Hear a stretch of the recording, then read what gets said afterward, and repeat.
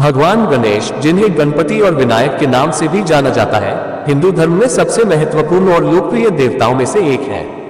उनकी शक्ति और गुणों को दर्शाने वाली कई कहानियां हैं। यहाँ गणेश जी की शक्ति पर एक कहानी प्रस्तुत की जा रही है। गणेश जी की शक्ति। बहुत समय पहले कैलाश पर्वत पर भगवान शिव और माता पार्वती निवास करते थे। एक दिन माता पार्वती ने स्नान करने का निश्चय किया और वे चाहती थी कि कोई उनकी सुरक्षा करे। चूंकि उस समय उनके पास कोई रक्षक नहीं था, इसलिए उन्होंने अपने शरीर के ऊतन से एक पुत्र को बनाया और उसमें प्राण फूंक दिए। इस बालक का नाम गणेश रखा गया। माता पार्वती ने गणेश जी को आदेश दिया कि वे द्वार पर पहरा दें और किसी को भी अंदर न आने दें। गणेश जी ने इस आदेश को पूरी निष्ठा से मान लिया। कुछ समय बाद भगवान शिव वहां आए और वे अपने निवास स्थान में प्रवेश करना चाहते थे, लेकिन गणेश जी ने उन्हें रोक दिया। भगवान शिव ने कहा कि वे स्वयं पार्वती के पति हैं और उन्हें अंदर जाने दिया जाए, लेकिन गणेश जी ने माता पार्वती के आदेश का पालन करते हुए उन्हें रोके रखा। इससे भगवान शिव क्रोधित हो गए और दोनों के बीच युद्ध होने लगा। भगवान शिव ने त्रिशूल से गणेश जी का सिर काट दिया। जब माता पार्वती ने ये देखा तो वे अत्यंत दुखी हो गई और उन्होंने गणेश जी को जीवित करने का आग्रह किया। भगवान शिव ने तुरंत ही अपने गणों को आदेश दिया कि वे किसी बच्चे का सिर लेकर आए, जिसका मुख उत्तर दिशा की ओर हो। गणों को एक हाथी का बच्चा मिला और उसका सिर लेकर वे शिव जी के पास आए। भगवान शिव ने उस सिर को गणेश जी के धड़ पर स्थापित किया और उन्हें पुनर्जीवित किया।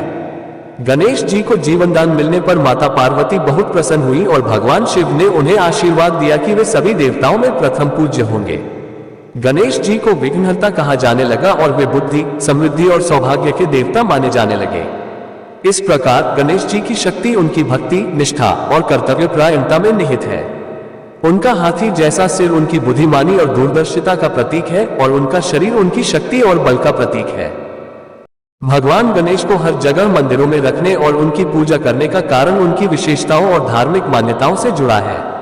भगवान गणेश हिंदू धर्म में प्रथम पूज्य देवता माने जाते हैं।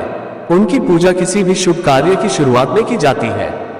इसका कारण उनकी कुछ प्रमुख विशेषताएं और कथाएं हैं। विघ्नहर्ता, विघ्नों को दूर करने वाले भगवान गणेश को विघ्नहर्ता कहा जाता है, जिसका मतलब है कि वे सभी विघ्नों और बाधाओं को दूर करते हैं। इस कारण से किसी भी नए कार्य जैसे कि विवाह, गृह प्रवेश या नया व्यापार शुरू करने से पहले उनकी पूजा की जाती है ताकि सभी प्रकार की बाधाएं दूर हो जाएं। प्रथम पूज्य, गणेश जी को प्रथम पूज्य माना गया है, जिसका मतलब है कि किसी भी पूजा या धार्मिक अनुष्ठान की शुरुआत उनसे ही होती है। एक प्रसिद्ध कथा है कि एक बार देवताओं ने यह तय किया कि जो भी सबसे पहले पृथ्वी की परिक्रमा करेगा वही प्रथम पूज्य देवता होगा। गणेश जी ने अपने माता पिता शिव और पार्वती की परिक्रमा की, जो पूरी सृष्टि का प्रतीक माने गए, और प्रथम पूज्य का दर्जा प्राप्त किया।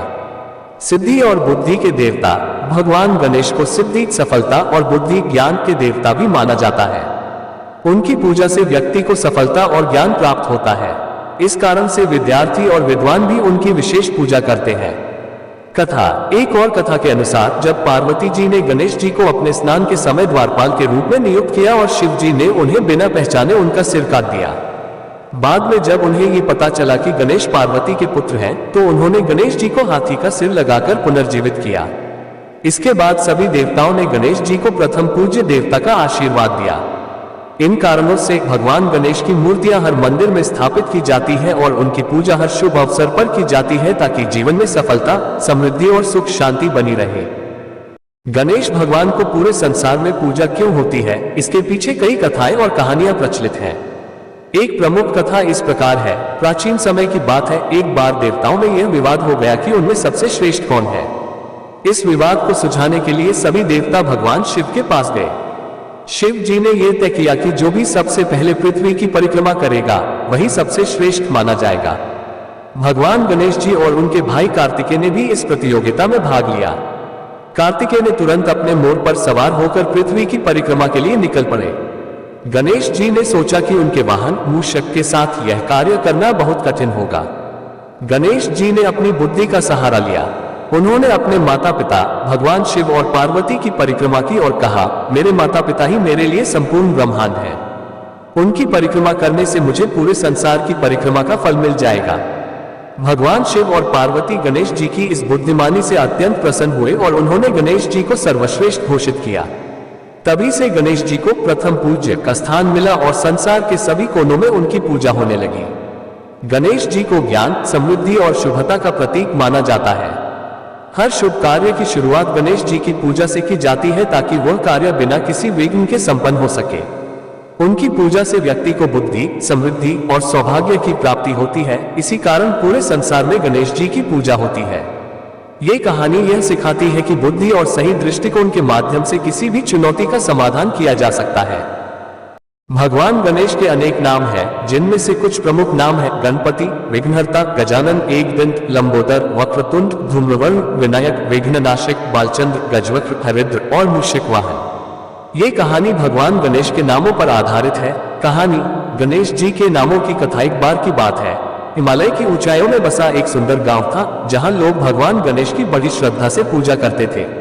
गांव के मंदिर में भगवान गणेश की एक भव्य मूर्ति थी, जिसे विनायक नाम से जाना जाता था। गणेश चतुर्थी के पावन पर्व के समय गांव के सभी लोग मिलकर एक विशाल आयोजन करते थे। इस बार गांव के बुजुर्ग पुजारी ने निर्णय लिया कि इस वर्ष भगवान गणेश के विभिन्न नामों की महिमा पर एक विशेष कथा सुनाई जाएगी। सभी लोग मंदिर में एकत्र हुए और पुजारी जी ने कथा प्रारंभ की। उन्होंने बताया कि भगवान गणेश को गणपति इसलिए कहा जाता है क्योंकि वे समस्त गणों के स्वामी हैं। विघ्नहर्ता के नाम से उन्हें इसलिए पुकारा जाता है क्योंकि वे सभी विघ्नों को हरते हैं। फिर पुजारी जी ने गजानन का अर्थ बताया, जिसका अर्थ होता है हाथी के मुख वाला देवता। एकदंत नाम से भगवान गणेश को इसलिए जाना जाता है क्योंकि उनके एक दांत का विशेष महत्व है। कथा में आगे पुजारी जी ने लंबोदर नाम की व्याख्या की, जिसका अर्थ होता है विशाल पेट वाला, जो गणेश जी की भव्यता को दर्शाता है। वक्रतुंड नाम का तात्पर्य है उनकी वकृत सूंड से, जो सभी बाधाओं को हटाती है। धूम्रवर्ण नाम का अर्थ होता है धुएं के रंग का शरीर वाला, जो उनके रूप की भव्यता को दर्शाता है। विघ्ननाशक के रूप में वे सभी विघ्नों का नाश करने वाले हैं। बालचंद्र नाम से उन्हें इसलिए जाना जाता है क्योंकि उनके मस्तक पर बालचंद्र शोभित है। गजवक्र का अर्थ है गज, हाथी के समान चलने वाला। हरिद्र का अर्थ होता है हल्दी के रंग का, जो शुभता का प्रतीक है। और अंत में मूषक वाहन का तात्पर्य है मूषक, चूहे को वाहन के रूप में प्रयोग करने वाला। पुजारी जी की कथा समाप्त होते ही सभी लोग भगवान गणेश के विभिन्न नामों की महिमा से अभिभूत हो गए। सभी ने मिलकर गणेश जी का गुणगान किया और आरती उतारी। इस कथा से गांव के लोग न केवल भगवान गणेश के विभिन्न नामों से परिचित हुए, बल्कि उनकी महिमा को भी हृदय में बसा लिया। इस प्रकार भगवान गणेश के अनेक नामों की यह कथा सभी को भक्ति और श्रद्धा से परिपूर्ण कर गई।